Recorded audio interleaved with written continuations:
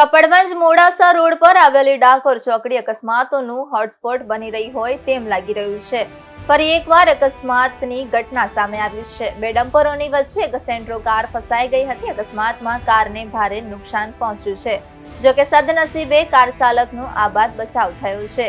બે ડમ્પરો વચ્ચે કાર દબાઈ જવા છતાં કોઈ જાનહાનિ ન થતા સૌએ રાહતનો શ્વાસ લીધો છે। સ્થાનિક લોકોના જણાવ્યા મુજબ ડાકોર ચોકડી પાસે વારંવાર થતા અકસ્માતોને કારણે મુસાફરોમાં ભયનો માહોલ ફેલાયો છે। ટ્રાફિક નિયંત્રણ અને માર્ગ સલામતીના યોગ્ય પગલાંના અભાવે આ વિસ્તાર સતત જોખમી બનતો જઈ રહ્યો છે। વારંવાર બનતી આવી ઘટનાઓ તંત્રની કામગીરી સામે ગંભીર સવાલો ઊભા કરી રહી છે। હવે જોવાનું રહ્યું કે તંત્ર અકસ્માત ઝોન પર કોઈ કડક અને અસરકારક પગલાં લેશે કે નહીં। હાલમાં તો ડ્રાઈવર સુરક્ષિત હોવાથી પરિવારજનોએ રાહતનો શ્વાસ લીધો છે।